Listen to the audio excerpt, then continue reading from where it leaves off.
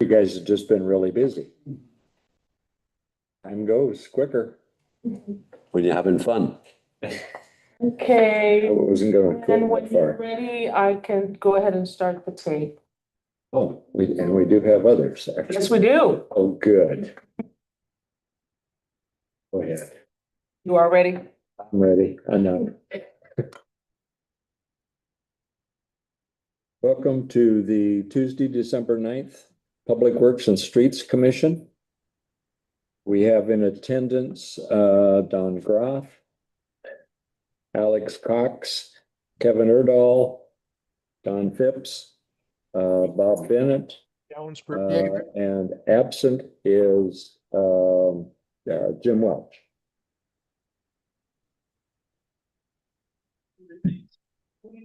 Reports. Are there any announcements? Other announcements? Actually, I do have one.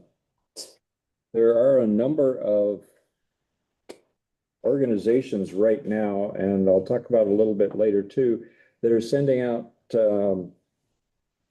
available grants or identifying that there are going to be some eligible grants for various things. I passed one on to Rick today about drinking water service, water source protection and drinking water services. They're going to be having grants available in January, or the application period starts in January. Something we could look at, certainly. And there's also a House Bill 2169 with DEQ issuing grants regarding renewable water projects. So those are things I think we can be looking at down the road in terms of potential funding to help us.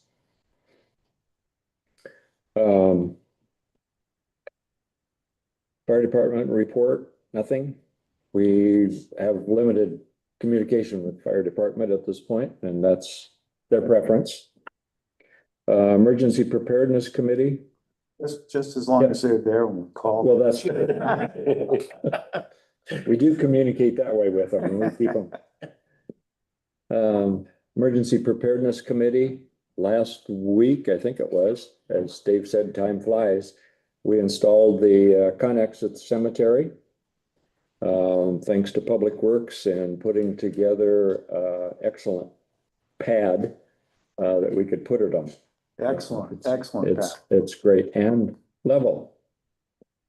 Darn close. It's great, and it's a brand new Connex. It's been used once. It came across once, filled with goods, and hasn't been used since. So it's in good shape. Painted and everything? It's an excellent painted Wow, shape. okay. Yes, yes, really nice. It puts the other two to shame, I'm afraid. Is it bigger than the other two? No, same size. Mhm. And it's right off of Chief Albert. Yeah. We have a driveway there. In order to fulfill our grant obligations, because we have a grant that'll give us $2,500, and we were able to get the Connex for about 35 or 37.50. I still have to spend at least $5,000 on that Connex in order to get my 2,500. So Neil and I talked about it, and we're going to order lumber for shelving that we can put in, and we'll just store it in the Connex until we build it. Okay.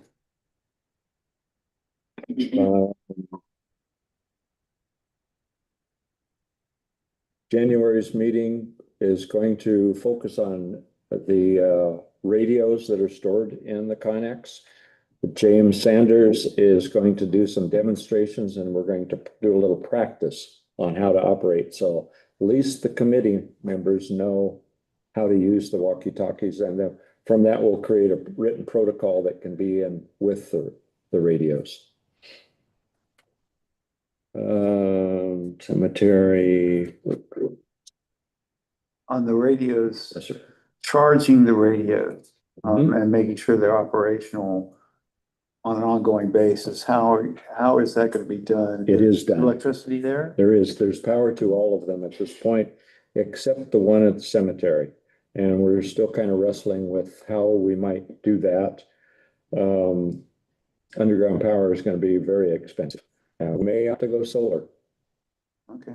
and a battery to try to keep the radios charged. We have to do a little investigating, I think, Yeah. to know how valid that will be.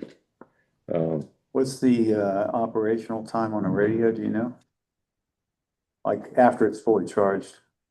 I know. I have heard, but it's not real long. Right. It's So, not real, yeah. and they're not long distance radios. Their whole purpose was to communicate within the city from Connex to Connex and not outside the city. That was Okay. not So direction. they're UHF radios? You got me. All right. I know zero about them, believe me. Okay. I know what they look like. Yeah, I know. That's why we're doing this in January, so we can understand. Hey, Kimmy, can you adjust the camera? I'm just putting my finger on it as you said Okay. that. I'm All looking right. at, going, where is everyone? Yes. I'm over here. Yeah, hold on. And I had an email, it was forwarded via Kimmy. A gentleman has a residence in Overleaf Village. He's a part-time person, typically lives in Eugene, but he was the director of Red Cross Disaster Services in Iowa for a number of years. So I'm going to meet with him next time he's here and find out a little bit how he might be able to be a volunteer. That was his idea, was to help us. So I think we ought to find out what he can offer. Yeah.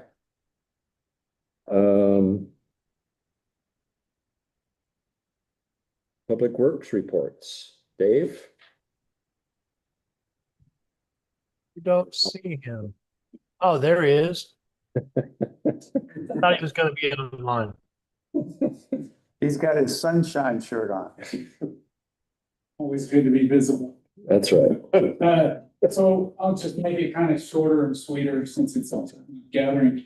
Public Works has been out doing a whole lot of things the last 2 months. Not that they haven't the other 8 months or 9 months, but in the last 2 months, they've been working on a lot of storm-related stuff, wind-related things, trees going down across Reedy Creek. Access road, they did a lot of work on that.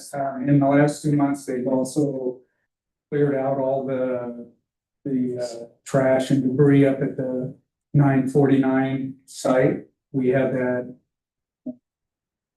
brush cut up there. We had some trees fell around there cleared and working on stuff in there. And the guys pulled an entire 20-yard box Wow. of trash. What we were throwing away and so on. They did a lot of meter replacements, put radio reads in out there. I think at one point the crew put it on about 40 radio reads and replaced a couple dozen hard meters out there. We're getting to the tail end of the dreaded Schlumberger water meter. And so now it Excellent. just happens to be in time for the next generation to be removed. All of that. So that was really good. So they got a lot of experience with that stuff. The crew, all of the crew has been putting a lot of equipment training out there and filling in where they're needed and doing the things that Public Works does. Very professional. Along those same lines though, we just did a lot of beautification. We just ended that, believe it or not, Friday, I think. And then the storm comes in and knocks out a bunch of lights and stuff, so we'll be back at it again. So yeah, they're getting all that going and just tearing into stuff that Public Works does. Decorations look good. They do, don't they? Yes. Nice job. Those guys, they weathered a lot getting in. And stuff. It's kind of comical, but they're very, very worthy of what they do. Good at it. Moving into the CIP projects, a lot of things are moving and shaking on the wastewater side and on the water. We've doing a lot of the meter, as I spoke earlier, the meter replacements. We had a meter upgrade CIP, and we just got another delivery of 54 radio reads, just got delivered today. Those will go in fairly quick too. Our meter reading has dropped down to just a day and a half now from 3 Oh. days. And I believe it's because of the advancement of the radio reads and stuff out there, so that's getting a lot better. As far as wastewater projects, the wastewater side of the main lift station CIP, that is just about complete. We're just looking to paint the building. And then project, but we'll probably do that in the spring. Let me ask about the radio read. That's something where a truck drives by and you can just get the signal from the meter Yes. without having to go to the house and see what's going on. Yeah, instead of taking maybe a minute and a half to read that meter. Right. We can do it just driving by. All right. Usually within a half hour, they're reading over 300 meters. Yes. Great. At the wastewater plant, I have to preface this because I am biased when it comes to that stuff. So at the wastewater plant, we just completed another upgrade on our UV system. You wouldn't believe how many components are just going obsolete or so, but they're just failing. And so a lot of things are. So we had 2 circuit boards that just got replaced on our UV treatment. And so it resolved a lot of problems we had and so on. We're looking to upgrade our DO meters up there. That's on there. They're gonna get processed soon. I'm just sending in okay to move forward with that. We've got some other projects there that's in the roll that's going, so everything's going really well. At least at that topic. Are the supply chains still in good shape? I mean, Yes, Given your- that's not becoming, that's no longer a problem. It's good. The only thorn in the side is when they put on their tariff. When you get the invoice. oh, So, yeah, that is, the cost is going up. so they are importing, Well, some things, some electronics. parts are imported, so they listed now, a lot of the vendors are just listing it under tariff. Okay. It's a way to get extra money too. However, it's I I understand, voiced my opinion about, we don't pay those tariffs. I don't know, we do. Yeah. Yeah. The marketing on tariffs is funny. Yeah, so and then as I said before, though, the CIP is completed. And then during that last 2 months, they finished the paving, so that's all completed as well. Yeah, so that's kind of where we're at right now. And Rick's got stuff. Before Rick does, because I think, well, it's for both of you, I was asked about gimlet gates. And when typically are they locked and closed for basically the winter? I have my say. What would you like to say to that? He's on mute. It must be on. Mute.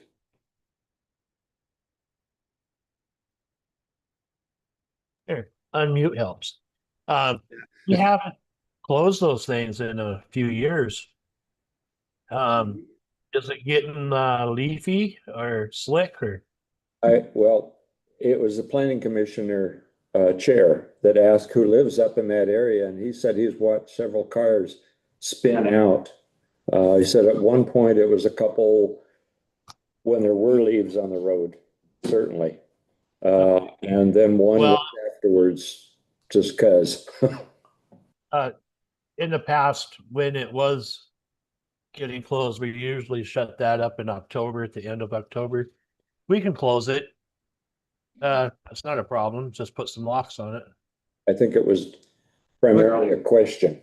But do we need to put locks on Yeah. it? Can't we just close it, leave it unlocked? If somebody wants to get out of their car, open the Yeah. gate, drive up there, at least they were The other warned. gate.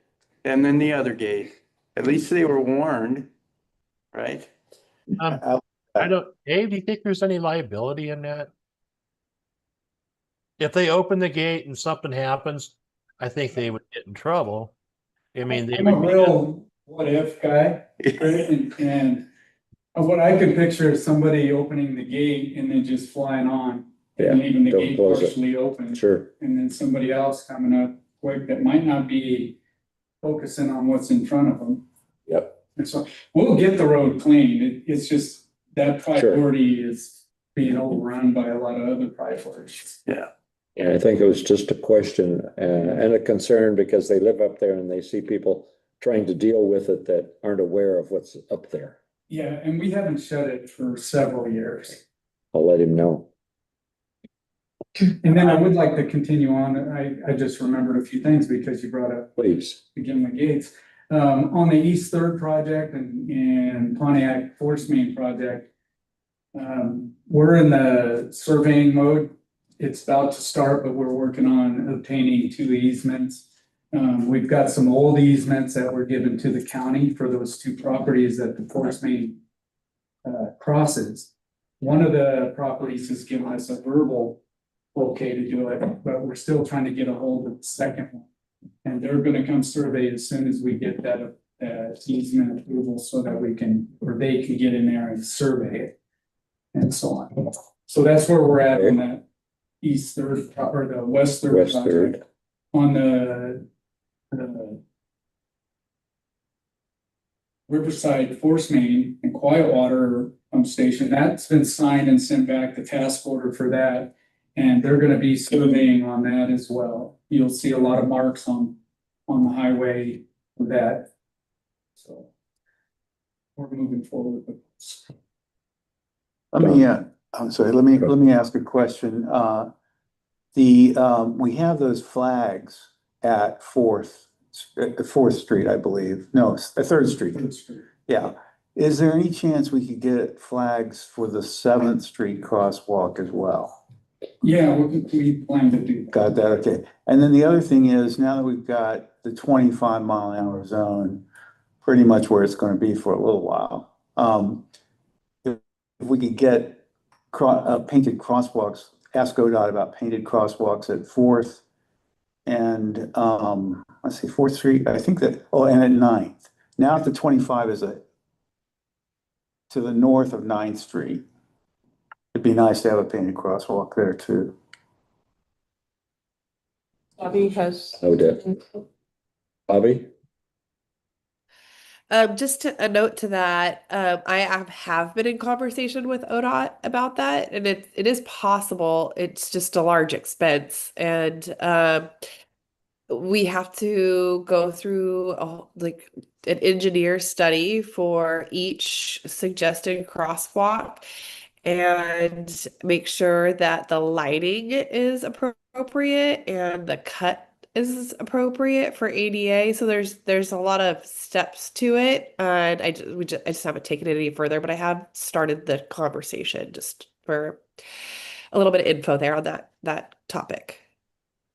Okay, and that's just for a painted crosswalk, right? Correct. Yep. Yeah.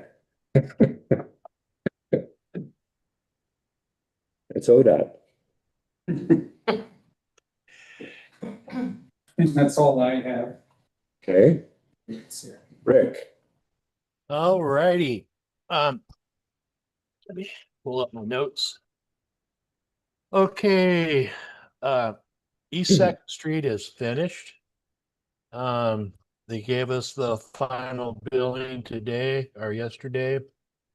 And there was a lot of issues, but we managed to only go over $9,000 and something. So that's good. down. Yeah, I was glad to see that. I was fearing in the 20s and 30s, but contractor worked out to be a good person.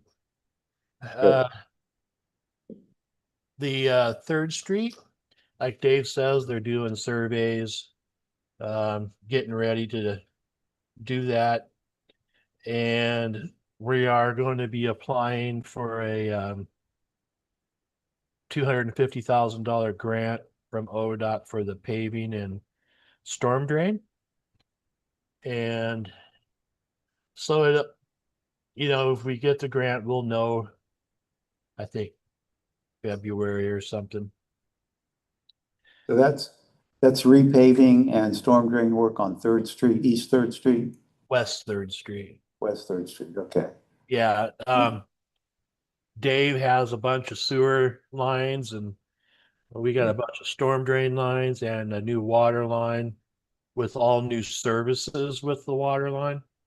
So that street's gonna be pretty tore up time it's done. And if we can get a grant to put a fresh layer on it, and also that grant, also you can use that for storm drains. So we're hoping to get the grant. Did some of the sewer lines down there have the asbestos that you guys were concerned with on Second Street? Oh yeah, there's lots of asbestos around.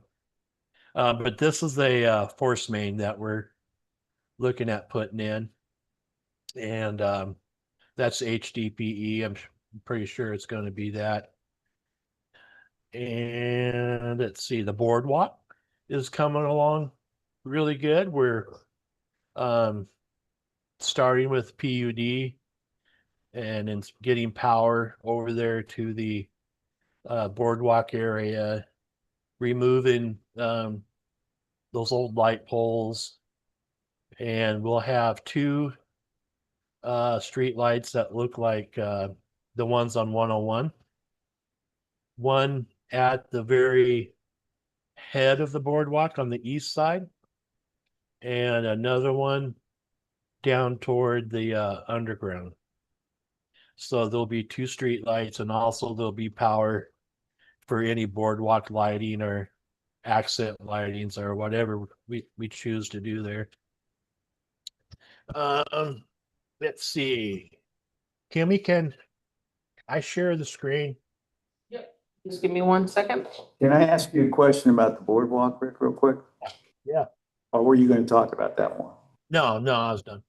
Okay, I was just curious, are we going to have sidewalks to Beach Street along Ocean View? Will that be in the first installation of the boardwalk? I know they're planning all the way down to the state park, but No, it's going to be a pathway until right about a little bit past Beach Street. Then it's going to turn into boardwalk. There'll be several phases to this project, I'm sure. Like the next phase is the landmark property that we bought. Developing that, or finalizing ideas and concepts. And then I'm sure it will spread west toward the beach. yeah, I was just gonna say that lack of sidewalk, I know it's been a concern for the city for a while, and along Ocean View, between Ocean View, the 101 highway and the state park, and that it is dangerous. I hate to say it, but it's dangerous for pedestrians walking along there. And I would imagine that once the boardwalk goes in, that pedestrian group, I mean, it will grow, the people walking along that road. So if we could get something, at least a dirt path or something to get them off the road, I think it'd be really helpful. Yeah. We have some strong leaders in the trails area, and I would suggest talking with them. I'm sure they're thinking a lot of the same thing. Okay, on the screen, I've got the reservoir property here, or the water treatment plant property. I think we're looking at that. Yeah, I don't think we are either. See it right there. It's the gem of the ocean. Yeah. Do you see what I'm looking? No, you have to choose the screen you want to share. Right now, we're looking at your homepage, your ocean. Okay. All right.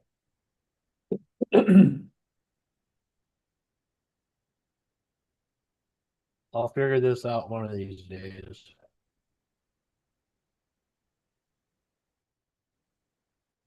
Where did I go? Okay, I'm just gonna tell you verbally.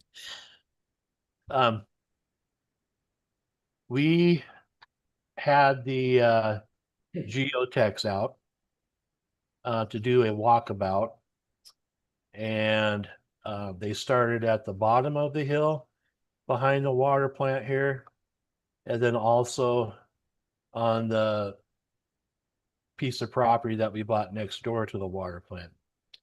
So there was concern from just a glance from the geotechs before they came out that this flat spot that we've identified could have been a previous landslide. But they, after a long investigation and a long story, they don't think it is. They think it's just a natural flat spot, which is great news. And also on the maps that have been demonstrating where we're going to put the reservoir, I had a little line drawn where a road would go. And it turns out that line is right on top of a previous logging road. So we won't have to cut in a logging road. We'll just have to restore it to make it good enough to get the drilling teams up there. Great news. So Really great news, that's where we're Rick. at on that. Should have went to the casino that day. Yeah, I know. It was like the reservoir says, I want to be here. Yeah. Let's see. Okay. In the Salmon Creek watershed, there's 2 pieces of property that are privately owned. And the rest of that watershed is Forest Service land. And the grants that Lynn was talking about at the beginning of this meeting, Neil attended a webinar, and did you attend one too, Neil? I mean, Lynn? I did, the same one that Neil did. Okay. So that's where I'm thinking about money to buy the property, but it sounds like we need to start with buying the property plan kind of a deal. There's probably a better name for it. And they'll fund that. We could apply for funding Right. up to 70,000.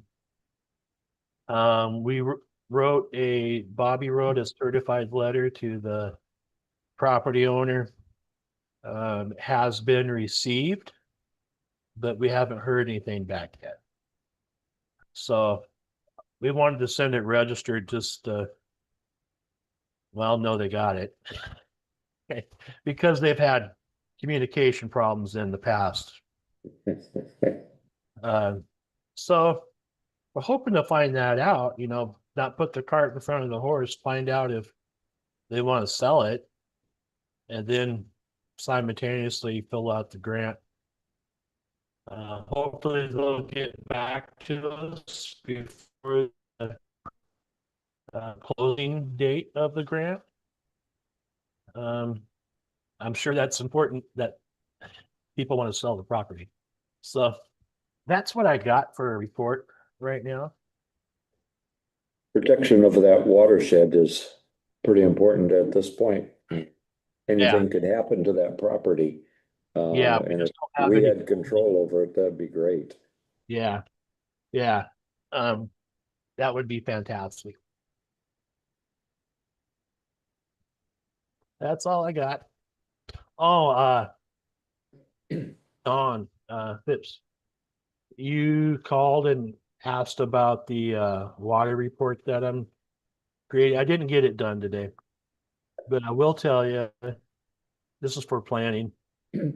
Our days of worrying about water are pretty much over. We've got our contract with South Lincoln for drought season. And so, even I'm having to get used to it. I've spent so many years thinking that the sky is going to fall, but we don't live in that world anymore. We got an agreement with South Lincoln. So it's just up to the planning commission, basically. I'm still gonna write the report. But what do they want to do with ADUs and stuff? Okay, and and of course, it's redundant along with the reservoir that will build extra capacity. So we should Yeah. be, I think, in Yeah. good stead. That's right. Oh, yeah, it's just a matter of doing it or not doing it, so. I don't ever see Yachats going into a moratorium where there's no new houses or stuff like that. They did that with sewer, but with water, you could just restrict if it ever happened. So I'm done. Okay. Any other questions for Rick or Dave? Just, Rick, hypothetical, say that big tank that we have, the $1 million gallon tank, we shut that off. Could the city survive on the other tanks that are in the city, since we don't have to worry about water anymore? Is that Well- tank really necessary? Well, it is we could live off it without it. Because our south reservoir is at the exact same height and feeds all the same pipes as the million. But when it comes to fire protection, We Oh, need to- okay. Ah. just think if it was your house. Could we buy like 100 fire tanks and put them up there?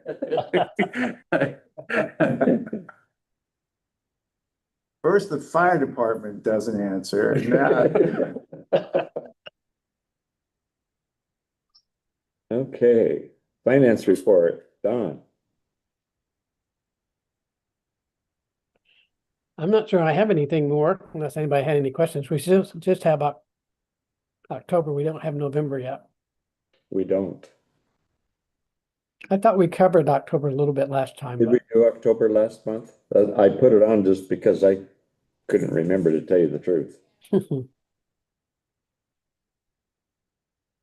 Anybody have any questions regarding, we are now, what, 5 months completed of our year? How's the, November we will be. How's the water rate increase in, affecting the capital reserve? Are we meeting what we thought we would meet, in your opinion? Are you talking about me? Oh. Yeah, if you look at the, as far as the operation, the revenue, we're at 33% for water, which is 4/12, I think, about. And then we'll see how November is. And we had a current revenue of, or October revenue of 82,000, which, so we had a little bit less sales, but the revenue did not make a dip down like it has in the past. And the reserve, we budgeted 250,000, so we'll fund that. We would have to amend the budget to increase over 250. So, but when we did set the 250, that was in regards, or keeping in mind what we wanted the reserve to stay at, and then for future, we need to look at if we're maintain the 250 or start increasing it over time.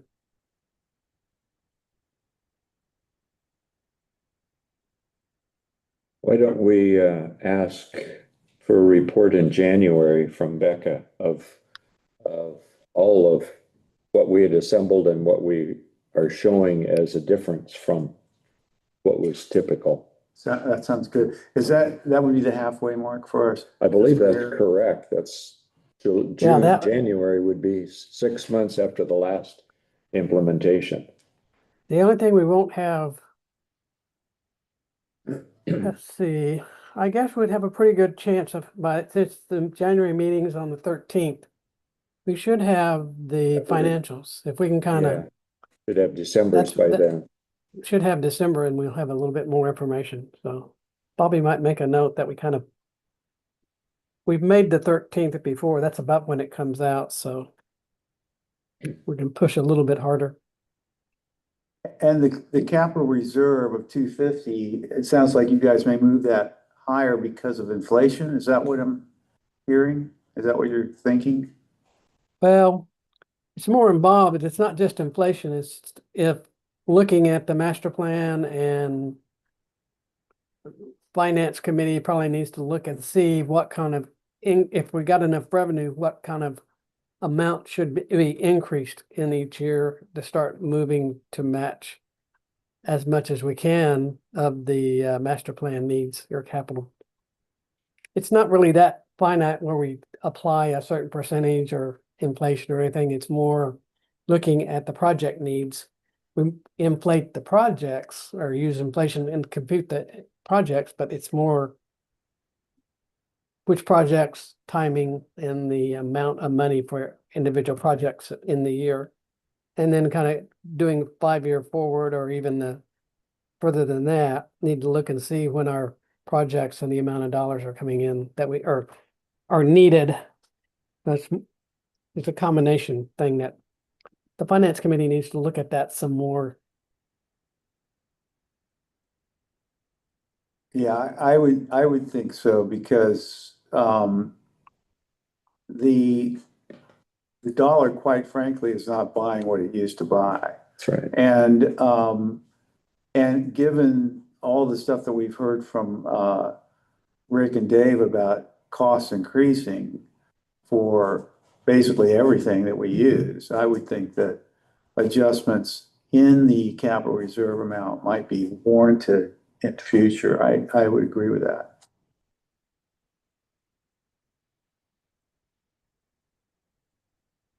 Any other questions for Don or regarding finance at this point?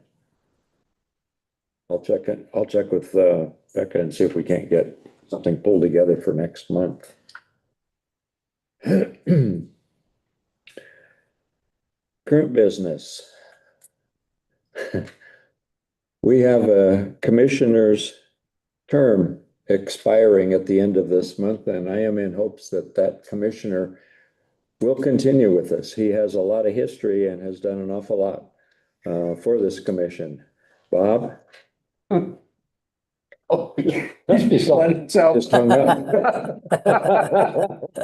He wants nothing to do. Fun with my camera today. And no, I think this is a time for me to bow out. I've been approaching almost 20 years involved in various committees and specifically this commission. And I think I've reached the point where I'm not contributing as much as I feel I should be. And it's just a time. And I think a lot of the issues that I have been concerned about have been now well handed off. Because I got involved with this commission because of issues on south of the bridge with the passing lanes.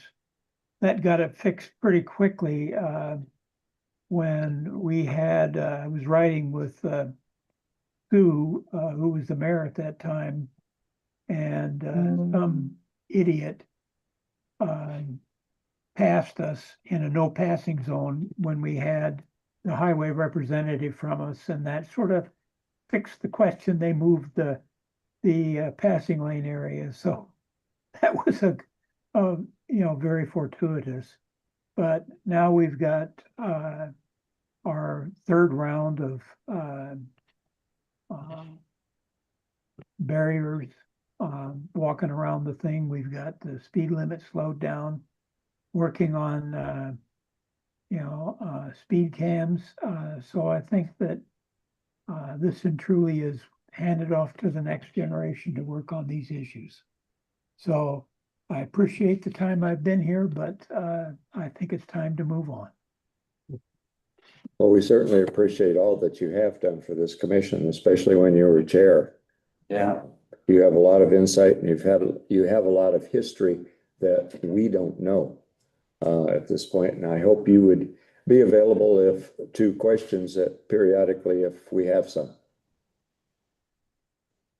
I think I can deal with that, and I still owe Dave some input on his quest for finding a way to look at I&I. So Great. Dave, Can I say something to Bob real quick? Oh, Bet. hey, Bob, it's been a long time since I've known you here and so on. And I was so excited to work with you on this I&I, but we've had such a dry summer until this week. And actually, we're going out to do our I&I inspection on Thursday night. So I look forward to still working with you the rest of the month.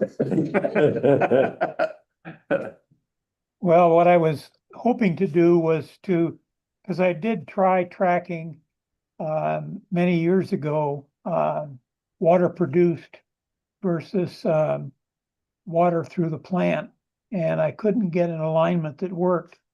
And I'm thinking that maybe the way to deal with this is to incorporate an analysis of our rainfall by month and see if we can establish some kind of correlation between those numbers so that we could end up with a factor that would allow us to compare the water through the plant with the water produced with an adjustment based on the rainfall. And that would allow us hopefully a chance to see what that impact is, so that if there's spikes that don't get accounted for somehow, you would realize that this didn't have to do with rainfall, but had to do with water somehow entering the system through leaks or whatever. Anyhow. Sounds like we're going to retain Bob for a little while. Thank you, Bob. Anyhow, it's been a privilege.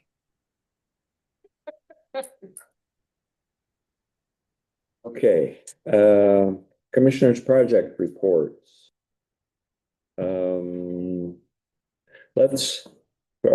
Do you have anything? No, okay, let's just kind of skip them unless you have something specific to report on the project and go into.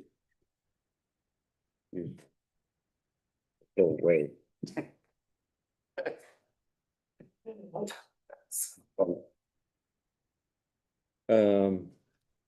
City council goals and how your project's kind of related to those. I set out a summary of kind of trying to put what we were recommending towards goals that we would give to council. Does anybody have some comments or rewording or anything on those? Because I'd be glad to. I need to send them to council. These completely new goals out of the blue, or are they based on what we were told to address a few months ago? Annually, we're supposed to recommend directions for them to establish the goals. We kind of look to our projects and how they are enforcing past goals and how they might enforce previous or future goals. And that's really, you know, if you look through those, they're basically similar to what's there now in terms of goals. And I would guess council's goals are going to end up pretty similar to what they are. I mean, we're still trying to do the same things, essentially, safety, water, and all of that. So they just ask each commission at this point for ideas to help support that. So we could throw in an idea just that isn't listed. Absolutely, sure. Dog park. A dog park as a dealing with dogs. I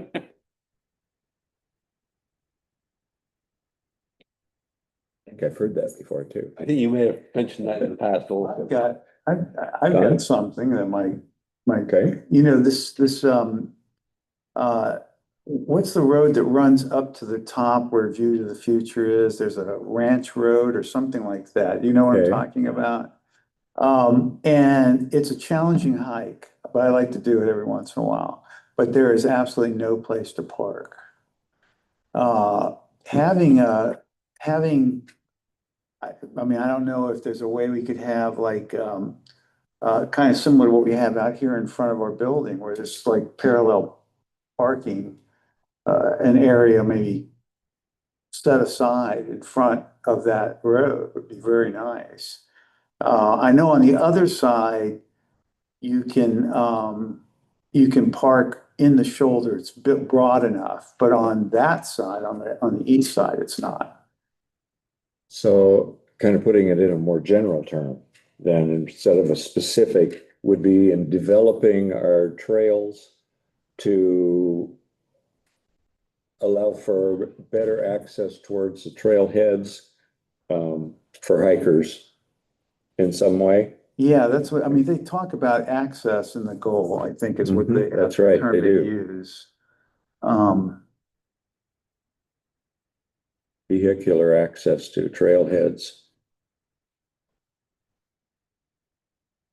Yeah. We're remote from. And the same thing is the cul-de-sac at the top of Horizon Hill. There's a cul-de-sac there where Horizon Hill meets Gimlet. And you can go back up in there and there's logging roads. Have you been up there, Kevin? Bobby's hand was up. We've been up there. Yeah, Yeah. it's really nice. And you can take your dog. Yeah, well, Horizon, what Gimlet goes up and Horizon. Yeah. It's the far end of when you walk. Cul-de-sac there, but if they could Okay. make it a little broader where you could have So cars. that kind of comes in play with the same kind of goal. I think that's That's what we're private looking property. for. I think that's private property, I was thinking that trail there. Bobby? Yeah, I was just gonna comment on that also that that Cape Ranch Road is also private road and private property, that all of that area. So we can talk about it further. I'm not quite sure the details on that and how we would make that happen, but that is all at this point private property. So it's not like technically a city trail for us to make something like that. But I would be interested in talking or at least having something on the goals Sure. for accessibility and vehicular accessibility to trails. But that one specifically, I'm not sure if we would be able to do that. I think general for a goal that's something that's a principle. Absolutely. Then, yeah, Yeah. great. Yeah. It's really nice to hike up in there and also above Horizon Hill. And you can take your dog off leash up there too. So it's very nice. Any other beyond the ones we had kind of listed?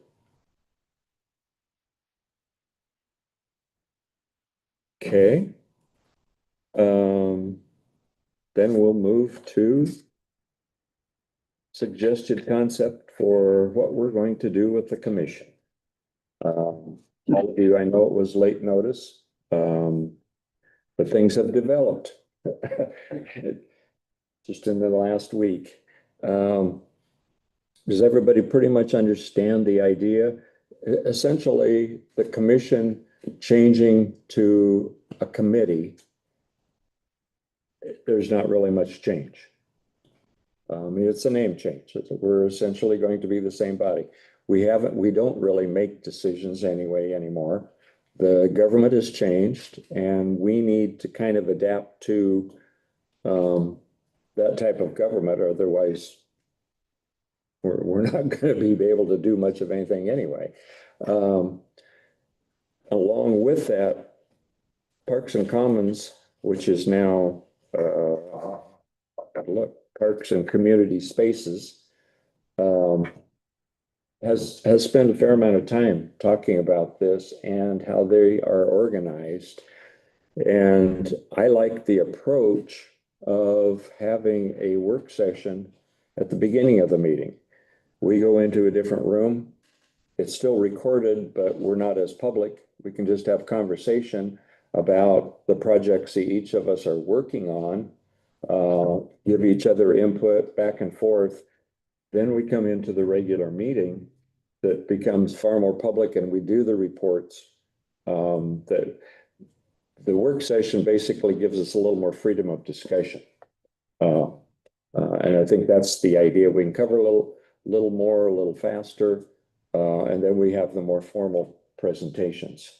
How much longer will the meeting be? None. I believe we stay the same 2 hours. I think it'll make the meeting longer. If we move from room to room and we have to set up 2 different Zooms, it's going to make the meetings longer. Jimmy, they have tried that, I believe. We have, Uh-huh. yeah. Did it extend the meeting at all? Not moving is better. Well, of course. It's ways. You know, I packed it up and came in here, I Mhm. mean, clearly you would have to have time in between, just a 15 minutes, few minutes in between, but, and then it's, yeah, I don't think moving, unless we had to move, but, I don't Okay. think moving is either really way. that big of a deal, and I don't think that we're at a place right now where we're gonna have the, audience that's gonna demand more space. That I think both rooms no. have the same amount of capacity. We're not gonna have audience. We haven't had audience Yeah. for several years, so nobody cares. Well, the planning commission has their work session here in this room before they have their meeting. They do, Okay. yeah. They do an hour work session and then they do an hour and whatever else after. What was the initial reasoning for being in a different location, Bobby?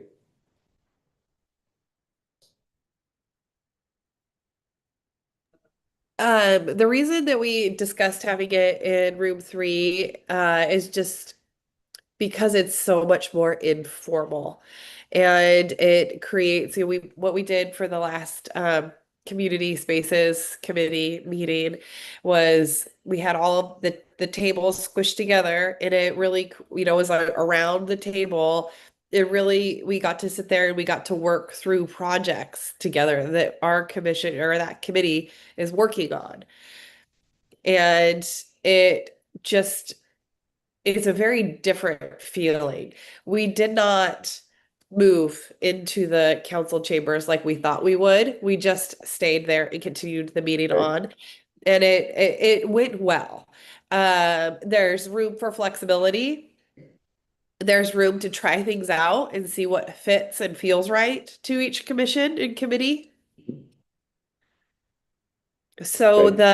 the suggestion with the work sessions being before is so that each committee has an opportunity to work on projects together, to be able to work towards a recommendation to city staff or city council with the project they're working on, versus just having meetings where we're only hearing reports, where there's not really much real work being done at the meeting. So the goal of the committee is to support the city's work towards reaching goals. And then bringing in the work session gives that opportunity for everybody to really work together towards achieving those goals. And I think that, The name change between commission to committee, like Lynn mentioned earlier, the commission title is something that's really left over from the the strong mayor form of government and carried over through the council manager form of government. Excuse me, I'm trying to not be sick right now. And the commission really was another level of a governing body, and that's not the case anymore. Now we're advisory bodies.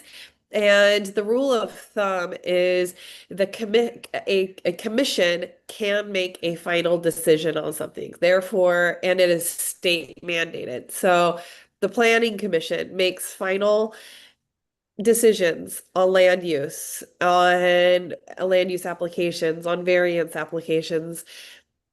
They are a required body through the state, so they will remain a commission.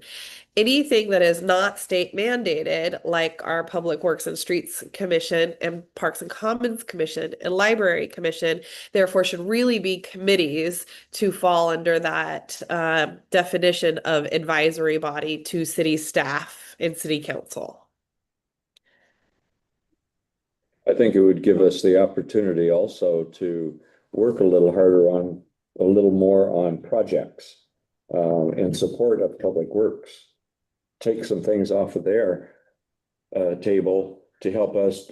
We work on a grant for Citizen Project. We do some of the background stuff for them, so they don't have to. I mean, you've helped on grant writing, and we can certainly keep helping them find grants for projects that we want to get done. And I'm pretty good with a pick and shovel too. there you go. And then another like goal, like point of the work session is that would be time for you guys to work, you know, and to progress some of these, like those list of commissioner projects that you have, that you just go around the table, say, did you do anything? Did you do anything? Did you do anything? And everybody says, no, I didn't. No, I didn't. No, I didn't. Or maybe they're, Exactly. gives everybody, say, like, next work session, let's all bring something to the table regarding streets, and let's get a little bit further on this streets project together. And then, you know, then at the end of that work session, you have got a little bit further, and maybe you've got to the point where we say, hey, now the action items are, you know, you're going to go look at this, you're going to go look at that street, and you're going to look at that street, and you're going to bring this, that what you find back to the next meeting. And so that next meeting moves the project a little bit further, because everybody brings back what they were assigned to bring back, discuss it, talk about it, move that project just a little bit further each meeting. You know, you could just be one project that you're working on, or it could be a couple. You know, the goal is to work together on a project and move it forward to help the city and city staff achieve goals. So I have, so two things. Are you needing to record that for the park? Yep. You still need to record it. So Yep. you need, and so does room 3 have the recording in place already? It does. Yep. And We it did has the this. Zoom already. It does, yeah. We did this Okay. with the Community Spaces Committee last week, I believe it was. Yes. And it worked pretty well. You know, all of the technology was there. I think the biggest thing for the chair to remember is to keep everybody like one at a time talking, not having some side conversations start, because that it was a little bit easy to happen in that type of setting. But I think it's something that we can control, you know, pretty well. And I think it's going to be a successful model. I already saw just a giant difference in the way the Parks and Commons Committee worked together last meeting, and how productive that was, and how it felt so different being around the table together and not being on the dais and working on a project together versus just hearing reports of other people's work, but actually working towards something together as a committee to support the city. So with that, why we're also bringing this to you now is that with the Parks and Commons Commission, they are making their official proposal to City Council during the December 17th meeting to amend their ordinance. Their ordinance also ties the Public Works and Streets Commission and Library Commission into the one ordinance, has all three commissions tied in together. It's Ordinance 209. And to make the edit on the one, when we have been talking kind of about this whole structural change, we just said, let's just do it all at once instead of piecing and changing one portion of the ordinance that really is totally outdated and the whole thing needs to be changed. So just doing this change with all three commissions at once, two committees.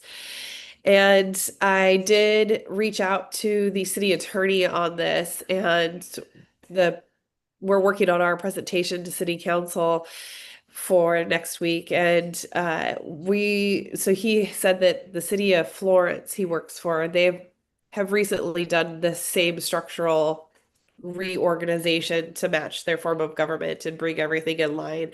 And it went really well. And how they work it into their code, and there is to have one ordinance that's a general provisions for all committees and commissions, and lines out terms and vacancies and rules of engagement, public meeting law, recording law, the definition and difference between commission and committee. And then so that's the general provision, and then there would be a chapter for each committee. So if there were to be changes made to the Public Works and Streets Committee in the future, we wouldn't have to change a whole giant ordinance that had everybody all tied into it. It would just go to that one. So really, Alex falls under your goal and cleans things up so nicely in our code and updates. I mean, the code is great. I think, I mean, when I was looking at the code, I couldn't see a lot of things that needed to be improved. It is very clear and it's grammatically correct, but I haven't done it all. I only started reading it, so I haven't really done that. Are you reading the old one, 209, or the updated one? I just started with what's on the city's website. I just started going okay. through the whole Yeah. the whole thing, so I haven't got very far yet. I do want to say though, I think that moving from room to room, it's make work, and it is going to make. It's going to take extra time. And if this room's available, it would be better for the whole committee to just stay in one place and keep talking, I think. Because otherwise, Kimmy has to organize 2 different Zooms in different spaces. How about if it was all in that room? Or all in that room, if that works for you. This room, to me, this arrangement is not real conducive to conversation. Yeah. You know, it's not intimate at all that you just have a conversation. I mean, we could easily have a conversation. We're leaving you guys out. If we're sitting around a table, everybody's involved in all the conversation. It's just more comfortable. That's a personal preference. This is a very formal arrangement. You know, you're doing a presentation. But you make it very informal. But it is Yes. conducive, You're right. Yeah. but it is conducive if we have public people wanting Absolutely. to come and That's speak right. to us. I So would that's agree. where Yes. this comes. The audience is set up. And we've had that from time to time. Where's room 3? Just right here at the back door. Down the hall to the right. by the When we back did door. the Parks and Commons Community Spaces meeting in there last week, we did have it set up and there was attendance and it was just fine. Shall we go over and check?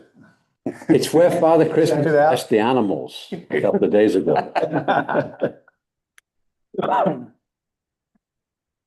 It sounds like there's really not an objection in terms of a change from commission to committee. Am I correct? Does anybody see that as a negative change? Can we have a vote to agree to follow the process of of changing the ordinance then to change the commission to a committee? I propose that we do that we change the commission to committee. I second. Okay, and those in favor, I'm just gonna go down, take roll then. Bob? I lost him. He's coming back. He's muted, yeah. Uh, Bobby, he Bob's said it. yes. Okay. Don, Yeah, Alex, Yes. Kevin? Yes. Yes. Don, again, okay, and I would vote yes. So that, we do recommend then, and we will take that to council. In terms of the organization of the meeting itself, I think we can work on that yet. I mean, Yeah, there's no reason if we don't like room 3 that we can move back. That's here, right. Right? Also, At I this was point. thinking as you were talking, there's nothing to say we couldn't, bring in 2 tables and set it right in the center of that horseshoe right.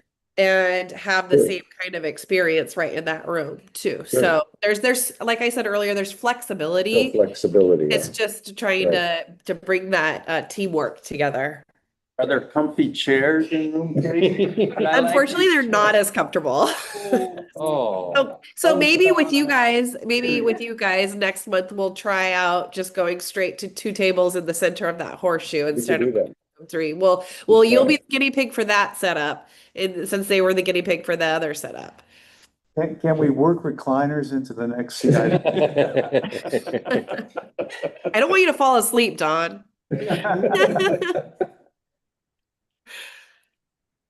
Well, thank you all Great. for doing that and unanimously supporting that. I appreciate it. Thank you. Oh, I would like to make just to say something that I have. When we came back to town recently, we drove into the 35-mile-an-hour limit. And it was such a pleasure to do that. And it's such a pleasure to go around Dead Man's Curve and see the delineators there, that I think that this former commission and you, Bobby, and Rick, and everybody have done a really fantastic job in making that happen. So thank you. Yeah, and then I'd like to also point out along that line how successful the speed radar trailer has been to slowing traffic down, both where it's been placed north and south. I have been behind vehicles coming south into town from Walport, and they're driving pretty fast, and they see that flashing light and they slow significantly, and then they slow and they keep it all the way into town. So it's been really good to see that. When did that So thank go you. Thank you, into, committee. You. when, Bobby, when did we start putting that on the highway? I saw it the other day. It's been a couple of weeks. A couple It's been a weeks. couple of weeks? Yeah. Yeah. So it's not in my latest numbers that I did, Might so we not should be. present Yeah. that and show. Might not be. Yeah, it'll be interesting to see, Yeah. does it move the dial? Yeah. Now, Yeah. the dial don't- is, the measurement is only, the measures that I take are from the speed monitors Right. at seventh or sixth and the curve. But it should be, if it's working, That's right. some impact on it. That's right. See. And So that- Dawn, it would be interesting to for like the month of December, note where it's placed, which dates, Yeah. so you could correlate that to the Yeah, numbers that right. come off the It has most impact. sites. Yeah. Yeah. I can have the deputy give me the dates where he has it south and the dates that he has it north, so you could be knowing which camera to look at in relation to that. so the deputy puts it out there in the does. morning and then takes it. He leaves it away at for- night? he leaves it. He moves it each time he's in town, and then leaves it until the next time he's back in shift Okay. in yachts. Okay. Great. Speaking of speed, you want to talk, you want to talk a little bit? Yeah, let's about just look that? at the charts there, Kim.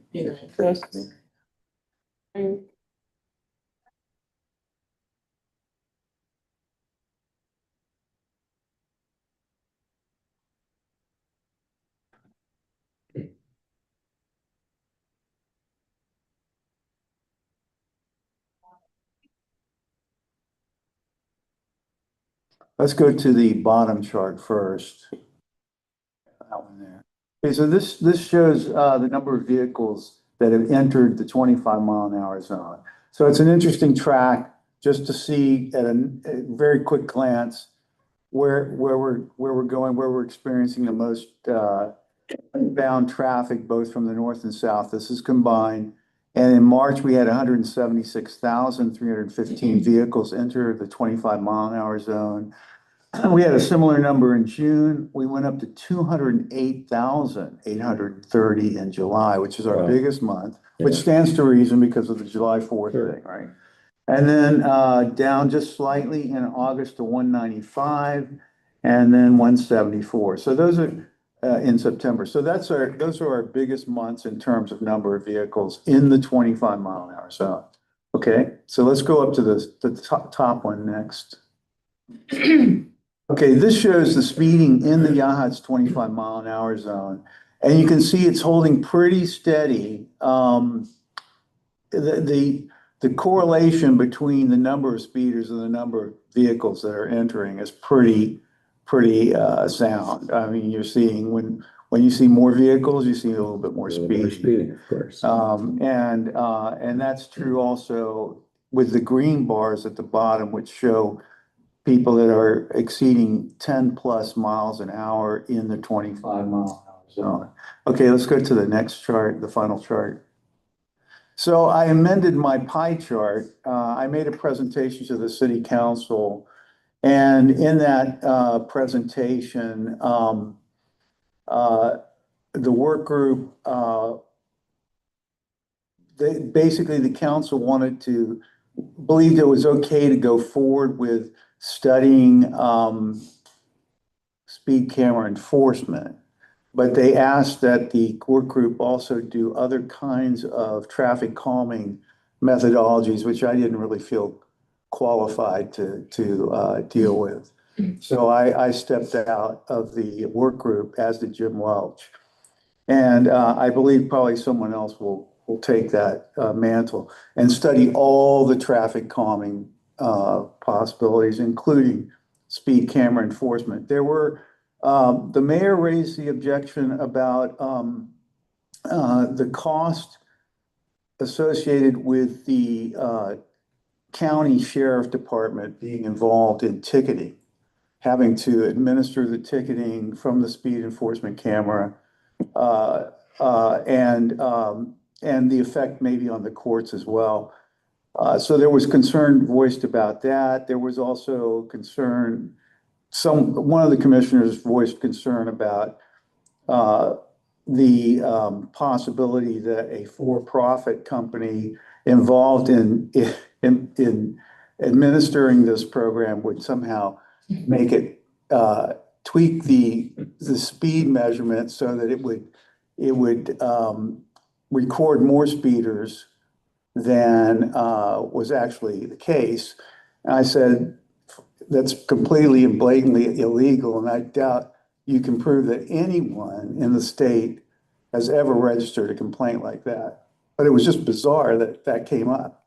And then another council person raised questions about surveillance. But as I tried to explain to the council, these violations are criminal violations. The state says you speed on the highways, this is a criminal violation. So it's not something to be scoffed at or thought of as, not consequential. And here in this pie chart, we now see that 47,741 vehicles entering the 25-mile-an-hour zone are exceeding 10 miles an hour. That means they're doing 36 or more miles an hour. And it's funny because every month I look at the numbers and about 60 people are exceeding it by 20 miles per hour. 60 people are in our 25, doing 45 plus in that zone. So it's an ongoing problem.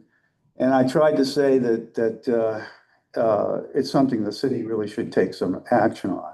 Now, the other thing I wanted to show you is that about 29% are speeding, just speeding. Okay, they're not violating that 10 mile per hour magic window. So about a third, approximately, of all vehicles entering the 25-mile-an-hour zone are speeding. Now, the question is what impact will that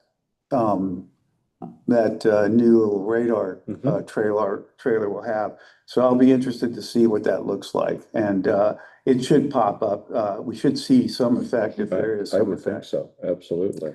I do want to say that in my observations, looking at the data, we have a lot more traffic coming from the north. That stands to reason, right? More traffic, about twice as much, comes into the 25-mile-an-hour zone heading south from the north coming in and coming from the south. But from the south, there's a greater percentage of speeding. So once they hit Yahats, Curve. they hit that curve, they've gotten out of the Yeah. Silas Law forest, and they're gunning it. They're still So going. that's what's going on. Sure. Now I did, put this table in here just to show if we had the speed, radar, automated camera, what the effects might be. Now, I know Kevin's skeptical, but I didn't want to just show this because one of the things we heard was you can expect to get about 85% of the tickets issued paid, right? And then I added, in addition, it doesn't account, the gross revenue number of 165 per ticket doesn't account for those higher speeding tickets that would be initiated. Like, I think if you're speeding more than 20 miles an hour above the speed limit, you're gonna pay around $400. So I could, if I really wanted to get detailed, I could give you an exact kind of number on the revenue side based upon the data that we have. And I also want to say, this is only on the 25-mile-an-hour zone. In my opinion, on the north and south zones, the incidence of speeding is higher, not lower, it's higher. And so there would be additional monies coming in from those if we had speed traffic camera enforcement. But just to look at this, we could, for the year, I mean, we're 11 months now, the city take would be somewhere between $800,000 and $900,000 if we were ticketing just here at the 25-mile-an-hour zone. So it's a substantial pot of revenue that the city could capture if they were to move forward with something like this. But it would take work, and it would require, to get the thing organized and set up, it would probably take a fairly dedicated effort. But once it's done, clip coupons, right? I think Rick has his hand up. Yeah, so we'll just have to see how all that works out. And, I'm sure that the city will keep it under their consideration. But at this point, they're hesitant to move forward. First of all, I think primarily because we would be the first ones on the coast to have it. Sure. Even though I think Bobby mentioned that Newport is considering it. So there are communities that are going to consider it. And as it becomes more and more, it's spreading throughout the state. It's like a plague, right? You can see it cropping up in towns you don't even expect. And so as that becomes more, I think you'll see it in Lincoln County. Lincoln County's starved for revenue. And it Rick makes has his sense to hand up. have that. I think Rick's got a question for you. Yeah, hey, Rick. Hey, Don. Just off the top of your head, just a quick math in my head. Isn't that like 4,000 or 5,000 tickets per month? I think it's somewhere around 47,000 divided by 11. Yeah, around 4,000. Yeah, that's just, Yep. when it comes to revenue, I love revenue. Yeah. But damn, 4,000 tickets is, I don't know. I just wanted to make sure everybody thinks about that. Yeah. And the thing is that the process, and because you sat in on the meeting, I believe. Yeah. The guy said that the law requires that where the camera sits, within 400 feet of that camera that's taking the pictures, there needs to be another, like a speed monitor, like a trailer monitor that's telling them what their speed is before they hit the camera. So they're informed as they're driving along, what is my speed? And if they choose to ignore it, well, they get whacked. So that's how that works. Just only because I live up on King, I can hear at night cars at speed, usually. Yeah. Are the speeders identified by time frame? Also, do you know if it's evening, when during the day No, I get a monthly wrap up from okay, Becca and Dave. It's just basically a monthly total. And that's one of the things that will be problematic to look at to say, okay, the trailer was set up on this day. So what is the effect on that day's? that's right. I can't tell you that. All I can do is tell you, is the trailer having an effect on the monthly For the total? month. So we'll Okay. see. If it drops below 3%, then it seems to be doing its job. Bobby and Don have something. Bobby? Don, you can go first. You had your hand up first. I was wondering that there's been quite a bit of pushback in other communities around the state where the camera system got canceled. Did you look at that anymore? Bobby, did Like you I see said, that? Yeah, I'm no longer involved in that. But from what I can tell, like, for example, Bend has just placed in 4 and they're talking about 12 more cameras. This is happening. Medford, Eugene, it's coming. And, so there may be the odd town, I'm not gonna say it's uniform, but, It's Portland that's shutting a lot down. okay. So, They were the first ones to put in a bunch of them too. Yeah. so Newport did look into it and decided against it. And Eugene took all of theirs down because the camera company was selling all of the information to varying different companies, third-party companies, and was even selling, like, there was even a story of the same camera company in Texas where abortion is illegal, tracking down women who are getting abortions and going and arresting them based off of the traffic camera tracking from that type of camera. So Eugene turned all of theirs off. It really doesn't track people. It simply takes a picture at Yeah. one point But they sell the access The access to the license to plate. all of the license plates. They have all your information. Yep. something certainly the city could write into the contract that that's not gonna happen. Maybe. The other thing would be is Right. if ICE starts piggybacking on it. Yeah, that was one of the things is that ICE had contact or access to it as well. So they're controversial for sure.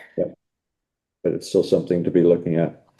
But I think this is a question of balancing two bads, because on the one hand, yeah, ICE is behaving abusively and selling that data is abusive. But on the other hand, we're talking about limiting speeding and what the effect that has on public safety, in addition to the revenue. Yes. So I think those are very important considerations. I don't think just because Eugene had made a bad contract, I don't think that means that we shouldn't pursue this.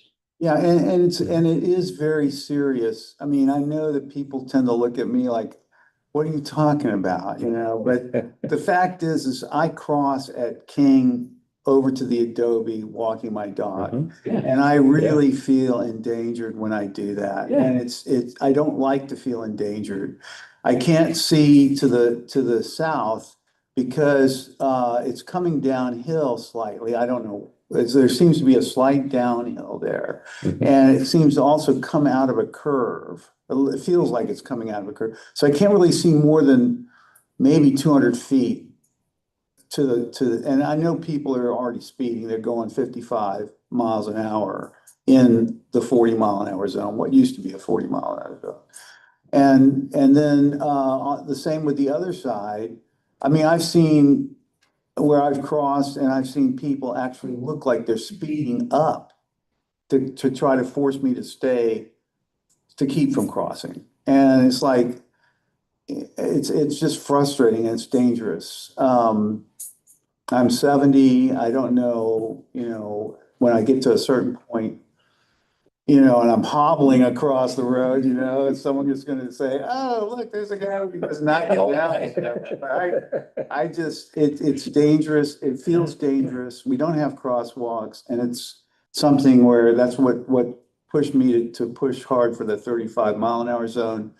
And now I think, anything we can do try to calm traffic or reduce the speed is something we should definitely.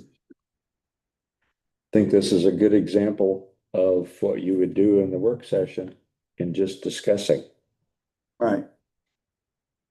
And who else has some input that can be explored for the next week, next month? So we should be a committee already then. That's right. That's right, on a variety of topics. Yeah. Anything else? If not, we almost went 2 hours today. That's great. Hey. Good Oh, really? discussion. I appreciate in changing from commission to committee, I will see that the recommendation is carried through. And we will work on, all of us, in how we set up our committee meetings from now on. Maybe we try a couple of things each month until we kind of resolve what we want to do. I think that's only fair at this point. So, with that, meeting adjourned. Hi, Bob. Bye, Bob. Bye, Bob. Bye, Bob.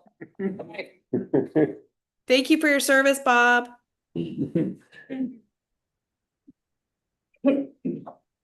Go watch it. We talked about doing a plaque on a bench or something at one point.